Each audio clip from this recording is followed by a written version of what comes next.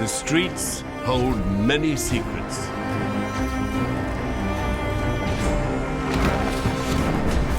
From alleyways in the heart of London to the quietest country lane, they've all witnessed cruelty and violence, jealousy and despair. They've seen crimes of passion and cold-hearted murder. They've seen killers escape and killers brought to justice. In this series, we'll be investigating the most notorious crimes and intriguing mysteries. Stories of men and women who killed, of the police who hunted them, and the victims who were left behind. From the files of Scotland Yard and far beyond, this is the dark history of our streets.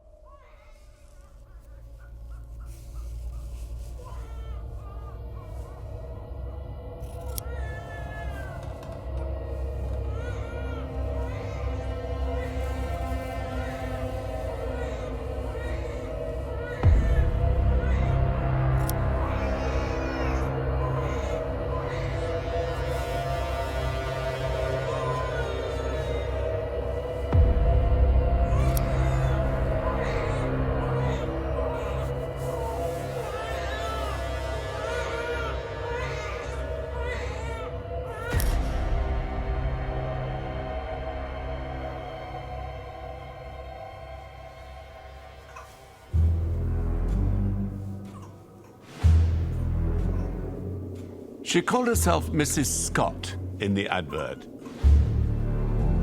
It wasn't her real name, but Mrs. Scott sounded respectable, it sounded proper. That was the name the newspaper printed. But her real name was Evelina Marmon. She was 25 years old and a barmaid living in the town of Cheltenham. In January 1896, she'd given birth to a baby girl.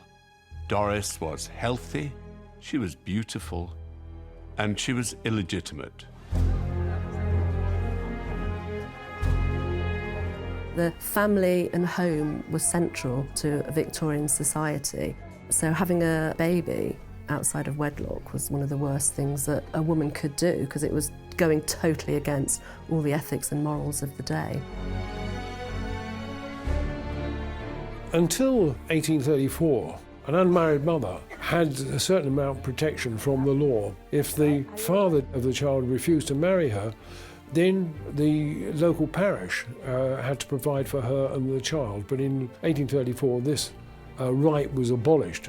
They amended the Poor Laws to make sure that fathers of illegitimate children were no longer responsible for maintaining their offspring. Essentially, what that legislation did was put all the responsibility, moral, economic and legal, on the woman. You no longer had a claim on the parish to support you, except through the workhouse. And what were you going to do if you had an infant to support? Where were you going to turn?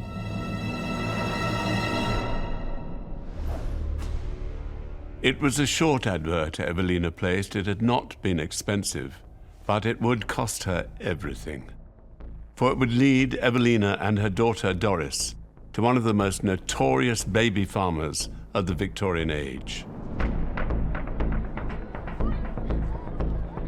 It was a time of great poverty. Children were very often unwanted, and they came along in greater numbers than people would cope for.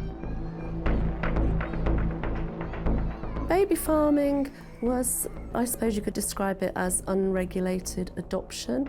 Unmarried women could put an advertisement in a newspaper, basically putting her child up for adoption.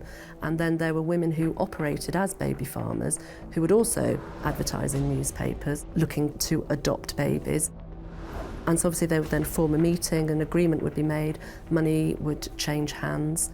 At least baby farming, that system, offered an opportunity for the child to be looked after, or at least dealt with.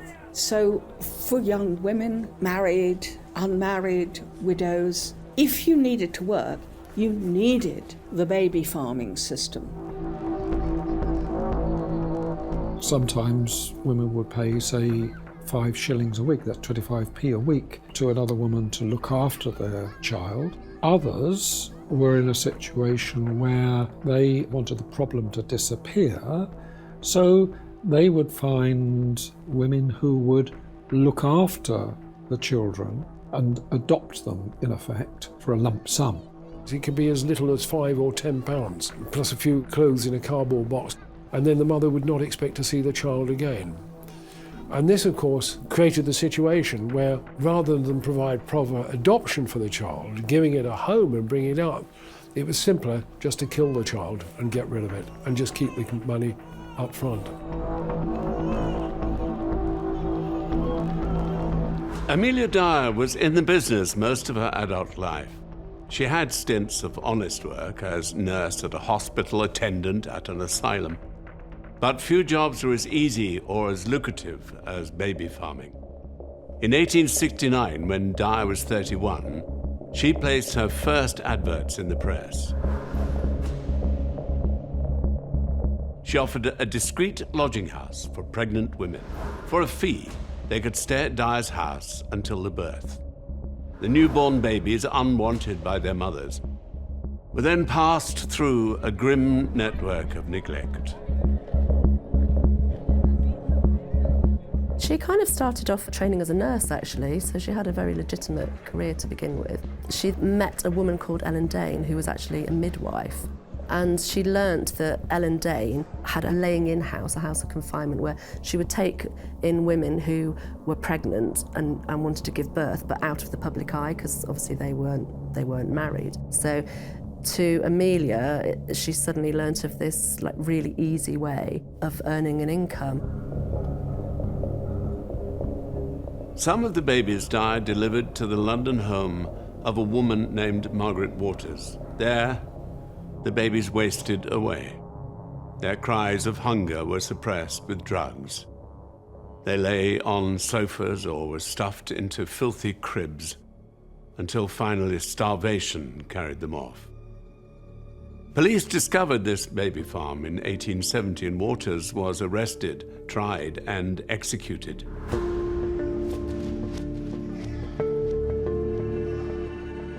That's a tip of the iceberg. It really is a tip of the iceberg. There was suddenly this spotlight shone on the industry for a while, and a lot of the people that Amelia dealt with were going into hiding, or their names were being published in newspapers. So Amelia does her best to evade attention. She certainly reduced her visibility as a baby farmer to escape too much scrutiny by the authorities. She had used a false name to protect herself, but she knew police could still track her down. She had to move fast. She shut down her business, stopped the adverts in the papers, and even, for a time, took up an honest living. But it was not to last. In 1877, her husband, William, lost his job. To support the family, Dyer returned to her old trade.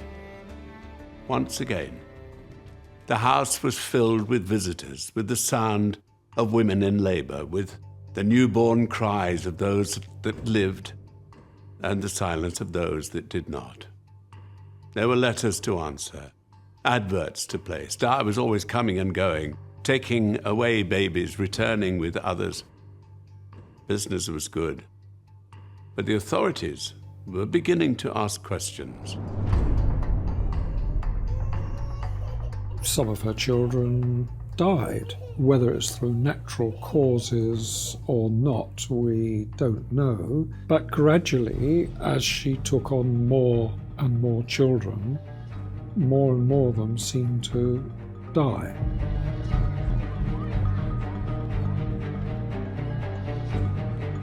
she would pass them on to other women. The heinous thing was that the babies were passed on to the other women really at the point they were failing, and they were kind of on the point of death anyway. One of the women that had taken on one of her babies actually went to the local coroner and reported her. So the police actually came to her door and investigated her, and it was very clear that she was running a baby farm. By this time, under the terms of the Infant Life Protection Act 1872, she is in breach of the law because she has not registered herself as a caregiver, as somebody in charge of nursed children.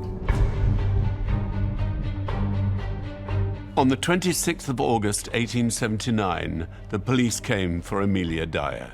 They couldn't prove the children had died through a direct or deliberate act, but there was enough evidence to convict Dyer of gross negligence. She was sentenced to 6 months hard labour. She would have had no home comforts whatsoever. She would have slept on a hard wooden bench. She would have been made to do cleaning chores and cooking chores, but the vast majority of her day would have been spent in what they would call picking oakum. This was a tarred rope, which the strands had to be unpicked, and this was very painful on the hands and on the fingers. Bearing in mind they weren't allowed to use tools to pick apart the rope. Within a matter of hours, you know, your fingers would be bleeding, your nails torn, and this was day after day after day. Dyer returned home in February 1880. Prison had changed her, it had aged her, it had broken her. For the rest of her life, she would do anything to avoid going back.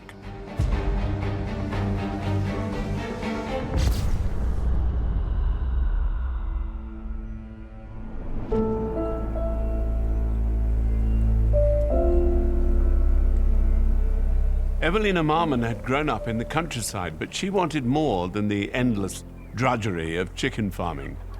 She found it in Cheltenham.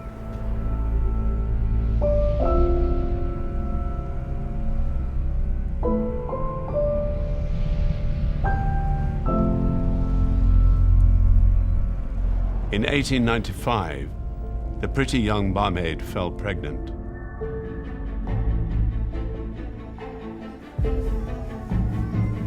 What we know about her is that she was typical of many a young woman who was seduced or willingly went into a sexual relationship, found herself pregnant for practical or moral reasons, could not or did not abort the child, did not manage to lose the child during pregnancy, gave birth, and needed to work. Unmarried mothers were virtually unemployable. There was a reluctance, an unwillingness to give work to an unmarried mother. There was obviously the child to consider. So she couldn't get work as a servant, she couldn't get work in a factory, she couldn't get work as a governess. There were all sorts of openings denied to her. What Evelina needed was somebody to look after Doris. Just temporarily, she thought, until her situation improved. So she placed her advert in the Bristol Times and Mirror. Nurse child. Wanted. Respectable woman to take young child at home. State terms to Mrs. Scott, 23 Manchester Street, Cheltenham. On the 18th of March, 1896, Evelina bought the paper and scanned through the advertisements. It seemed like fate. Alongside her own carefully composed words was another advert. A married couple were looking to adopt. Evelina quickly dashed off a letter, hoping against hope the couple had not found somebody else. The reply from Mrs. Harding came quickly.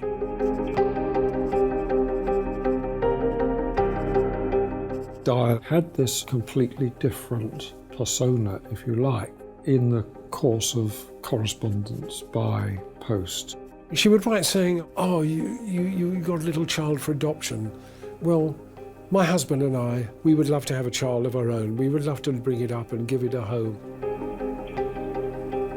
She would describe a healthy home in the country with an orchard outside the front door. Very, very persuasive indeed. It would give the mother confidence that she would look after their child properly, and that's what the mothers wanted, of course. Mrs. Harding was unwilling to take the child for a weekly fee, as Evelina had hoped. But for a one-off payment of £10, she would adopt Doris permanently. The baby would have a loving home, and of course, Evelina could visit whenever she liked. Reluctantly, the young mother agreed.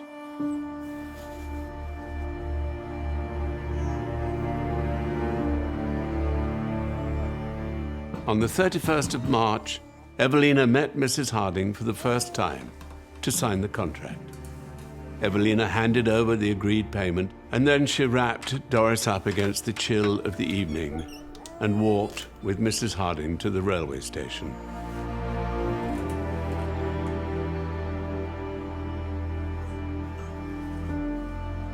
You actually do find very clear evidence that she was a good actress, that she could appear genuinely enthusiastic, genuinely happy to take the infants entrusted to her care. She was surprised when she actually met her because she was not the sort of motherly-looking person that she'd imagined. She convinced Evelina Marmon that she was doing the best thing she could for her daughter's health and happiness, that she could hope to be in contact, to see her daughter possibly on days out as her daughter grew older, come back into her life in some way. The 5:20 Reading train was waiting to depart. Evelina clung onto her daughter for just one more important hug, just one more embrace. And finally, she handed her over into the coarse, impatient hands of Mrs. Harding. Whistles screamed, steam billowed, and Doris was carried away. To Amelia Dyer, little Doris Marmon was nothing special. By 1896, she'd lost count of the babies she'd taken into her care.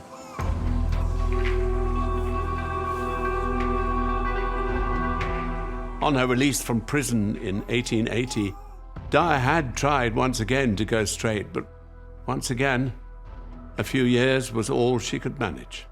The work was too hard, the pay too poor. The temptation to return to her old line of work proved impossible to resist. Baby farming was easy, the money poured in. But Dyer was not the woman she once was. Her fear of discovery, her horror of going back to prison, all took its toll, and more, she relied on laudanum to get through the day. She suffered a lot from bad teeth and from toothache, so she used it for a painkiller. But it was a very addictive solution. Laudanum is a mix of opium and alcohol. It was easily bought over the counter. There were no restrictions on it. And laudanum was so cheap, the price was lower than wine or spirits. This was before the invention of aspirin or anything like that, so laudanum was used for lots of different purposes, as a painkiller, as a sedative, as a sleeping aid. Above all, from the role that Amelia had as a baby farmer, she was known to be a great user of the great standby for mothers of all classes at that age, Godfrey's cordial, which was essentially laudanum sweetened with sugar syrup, spices and things like that to make it more palatable. It was called Mother's Friend because it helped suppress the child's appetite and help to keep it quiet. But it can become very addictive. In fact, Amelia became so addicted to laudanum that later on the build-up over the decades was so great that drinking 2 bottles of laudanum had little or no effect on her at all. Dyer's fear of discovery was real. There were close calls. Women who changed their minds, wanted their babies back. But when her denials and excuses ran out, Dyer had a plan.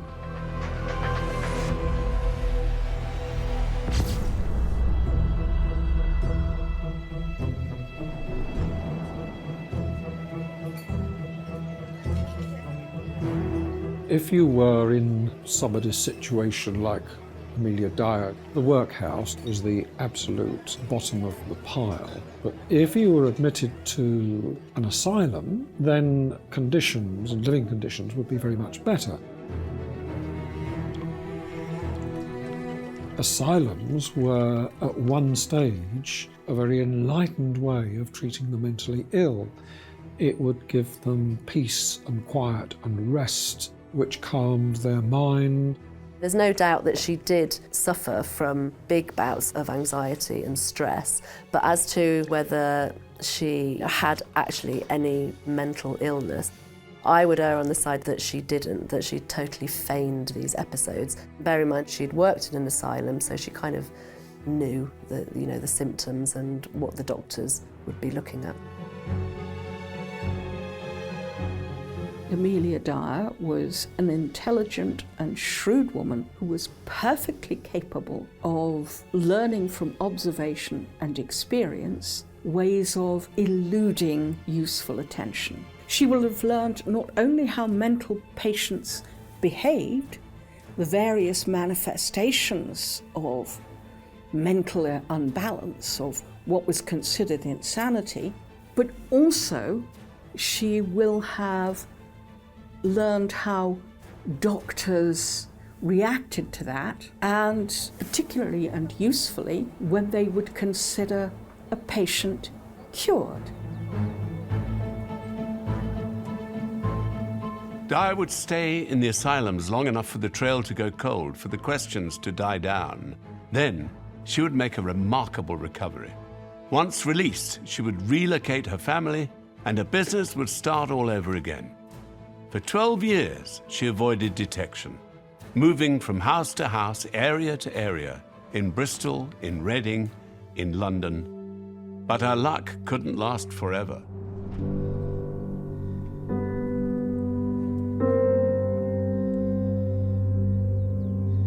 Mrs. Harding had promised Evelina a letter as soon as she got home with Doris. And Evelina believed her. She had to. She had to tell herself she'd done the right thing, that she could trust the woman she'd handed her baby to. So Evelina waited, and 2 days later the letter arrived. It was a brief note.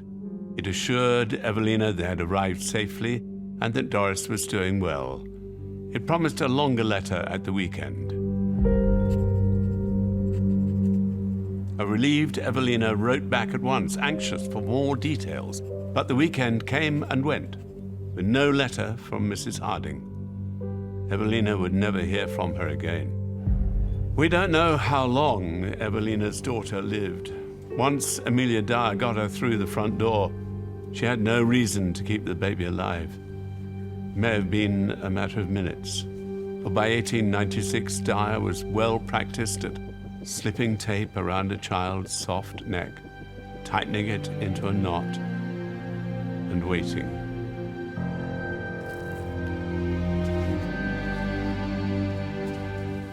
The baby didn't die straight away. She liked to see the look on its face before it passed away.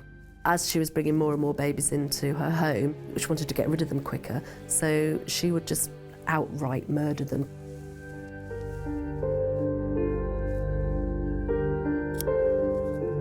She used dressmaker's tape. You used it to line the fronts of blouses for buttons. You used it in skirts. You used it in so many ways. So having a large quantity of dressmaker's tape around and getting through it was something that would, in and of itself, raise virtually no questions.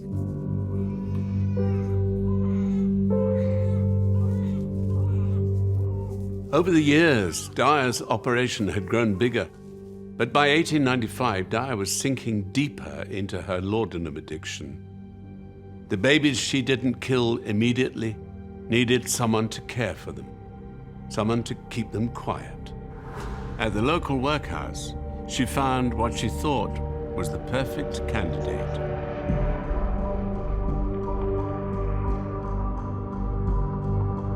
Her name was Jane Smith, and Dyer apparently met her when, for a short time, she was in the workhouse. Jane Smith, or Granny, as Amelia eventually started to call her, was a 70-year-old widowed lady, actually. She'd already lost her 3 children years before, and when her husband died, she lost her home as well, hence that was why she ended up in the workhouse. So she was a very vulnerable, very naive old lady. Nobody wants to be in the workhouse. The social stigma is bad enough, but it's also the rules, the regulations.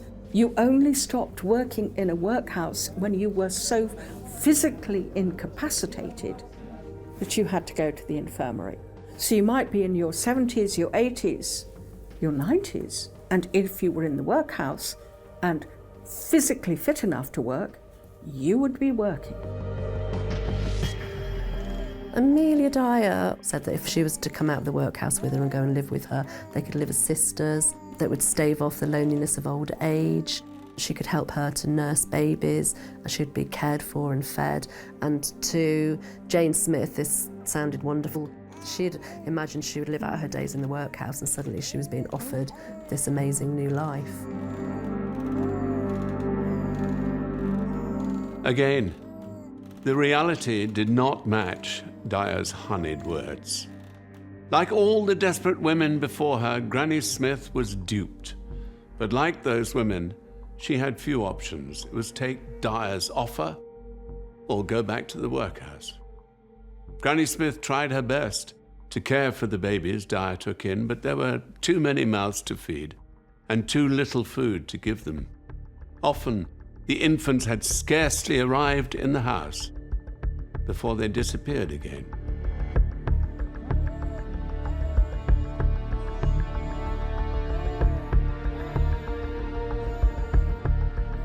She was very, very fond of all the babies that came into the house, and she genuinely cared for them and looked after them. So it was a mystery to her that sometimes she would wake up in the morning and the baby that had been there the night before had gone. How much she knew, I think it's difficult to say. I think she was a relatively simple woman, somebody who was substantially oblivious of the deliberate nature of Amelia's activities.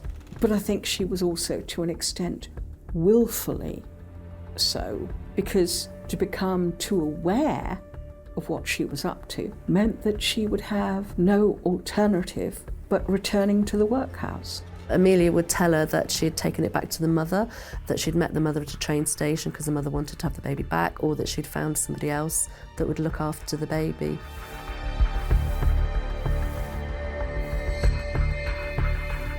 Dyer held absolute power in the household. She had a temper that could turn on a sixpence. But even the trusting Granny Smith was starting to ask questions about the children who disappeared, about the bundles of unworn clothing they left behind, and about the rotting smell coming from the cupboard in the kitchen. In January 1896, the timid and cowed old woman decided to do something. The National Society for the Prevention of Cruelty to Children was then still a new organization. It had been founded in 1889 and 6 years later had branches in towns across the country, including Reading.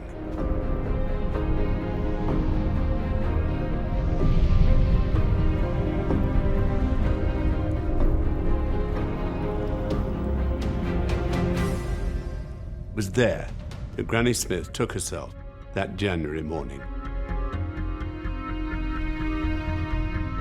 The local NSPCC officer in Reading soon made a visit to Dyer's house at 45 Kensington Road. He found the home clean, if sparsely furnished, but the one child he saw concerned him. The 6-month-old baby seemed weak and malnourished. More regular inspections were clearly needed. The officer informed the seething Mrs. Dyer to expect another visit from him soon. Granny Smith said nothing. She knew better than to admit any part in this, but she hoped her employer would be frightened into changing her behavior. Soon enough, within a few weeks, Dyer's long career as a baby farmer and murderer would be at an end.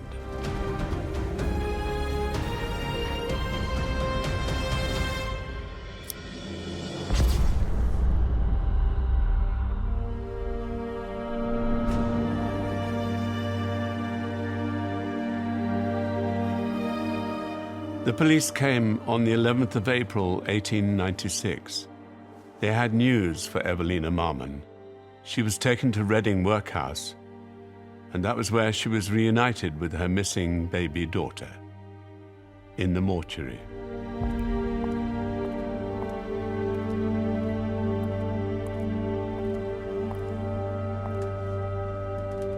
Evelina was contacted by the police and was told by the police that she had put her daughter into the care of a woman who couldn't be trusted to look after her.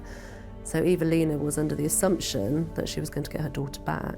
But in fact, she was taken straight to the police mortuary, and there was her daughter lying on the mortuary slab.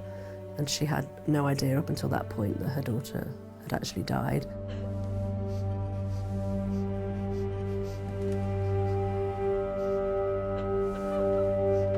There was only 11 days between Evelina seeing her baby alive and seeing it dead. There was only 11 days between the two dates. She was very confused, actually, because she was saying, but she was in perfect health when I gave her over. So it took some time for it to sink in that her daughter had actually been murdered.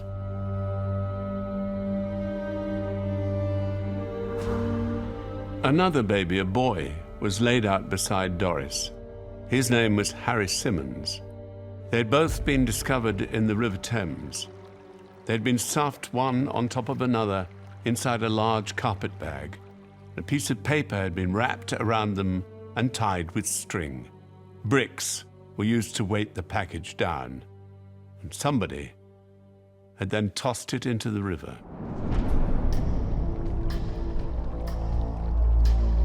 Doris and Harry were not the first babies to be fished from the Thames that spring. First body had been found on the 30th of March. A bargeman working his way upstream had spotted a brown paper parcel in the shallows near the riverbank, and when he tried to retrieve it, the sodden package split. The remains of a baby girl spilled out. The river was searched, and more grim secrets revealed. A baby boy was found on the 8th of April. He was just a few weeks old. Another was brought up on the morning of the 10th, and then that afternoon, Doris and Harry in the old carpet bag. Police quickly realized what they were dealing with, and they set about finding the baby farmer responsible. They had one clue to go on.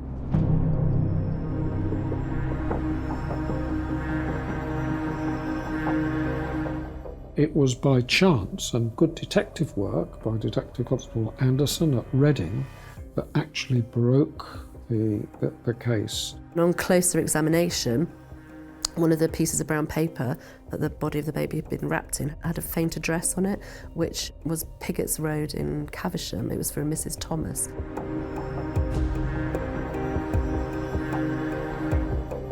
Dyer had moved house every few months to avoid detection. The address on the piece of paper was an old one, but a mail clerk was able to point police to the woman's new home in Reading. The investigators were eager not to spook their prey. They moved carefully.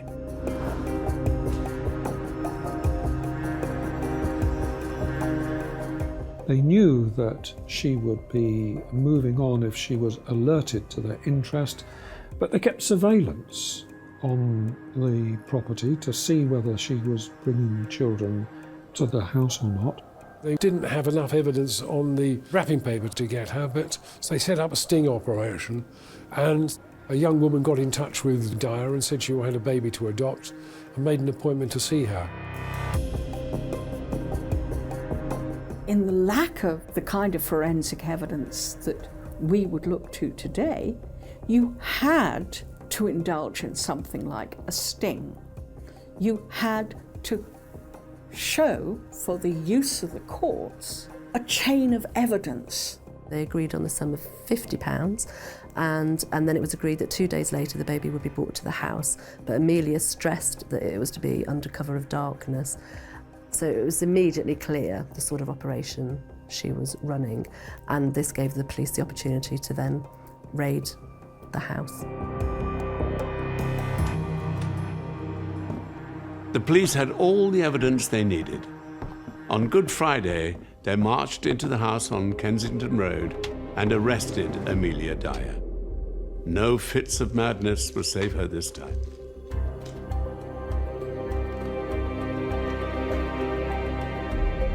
When the police officers raided her home, they found cupboards full of baby's clothes and belongings. With just one relatively healthy infant there, why would you have so much on the premises? Particularly things like the nappies, the diapers, the other evidence of very young children. It's simply not normal. There was no dead bodies there, but they did find plenty of evidence with letters that Emilia Dyer had written to and from young mothers, and they found receipts from the pawnbrokers for children's clothing.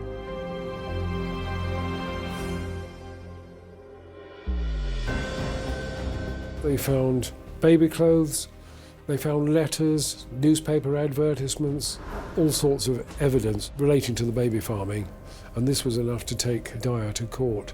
I think one of the things that all the illegal baby farmers, including Amelia Dyer, capitalised on was that if you took in an illegitimate child, then the mother would be too afraid of the consequences to her to come forward. One of the things that really enables this case to go to trial at the assize is the willingness of Miss Marmon, at the cost to herself in terms of her respectability, to come forward to say, yes, this is my murdered child.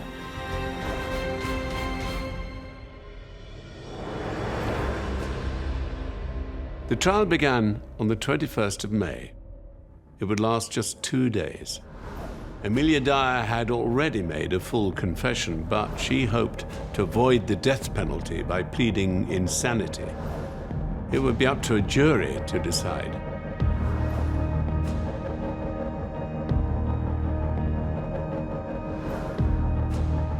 They used testimony from her own daughter about her fits of insanity, her periods of incarceration in various asylums. And I think Amelia expected that it would stand a very real chance of success. While she was in prison, she was acting very strangely. She was suffering from delusions. But again, was that feigned, or was that because she didn't have access to Laudanum anymore and she was coming down from it?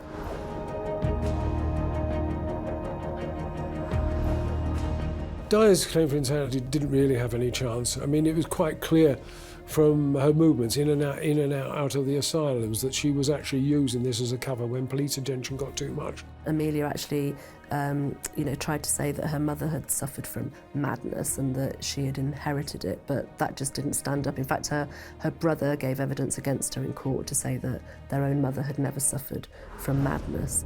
There were a number of doctors that were called to give evidence at the Old Bailey, and they did say, yes, she had some mental problems, but they generally concluded that she wasn't sufficiently mentally ill as to be anything other than responsible for her crimes.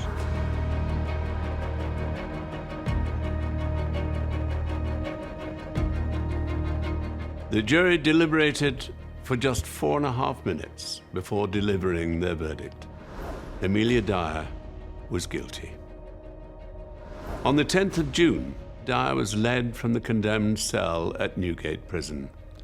Her last night had been a fitful, sleepless one. Unlike the babies she dispatched, Emilia Dyer knew what was coming.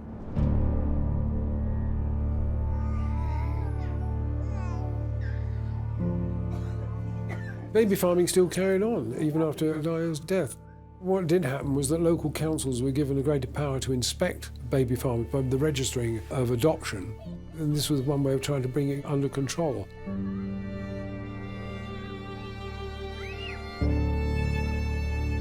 The law was changed to make sure that there was a legal obligation on people responsible for children to make sure they had proper food, proper clothing, proper shelter, proper medical attention. And the old Board of Guardians, who had been established under the Poor Law, their responsibilities were transferred to local authorities. It didn't in itself cure all the problems, but the worst cases seem to have been over because of better supervision that was introduced. In a really macabre twist, 2 years after Emilia Dyer was hanged for her crimes, her own daughter and husband were arrested for abandoning a baby in a carriageway in Newton Abbot. It was actually wrapped up in brown paper. I think they'd left it for dead, but luckily the railway porter found it and it was still alive. So the family business carried on.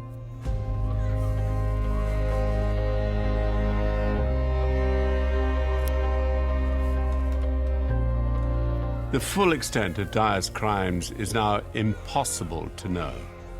There were probably hundreds of victims. Many of their births went unrecorded, their deaths unnoticed.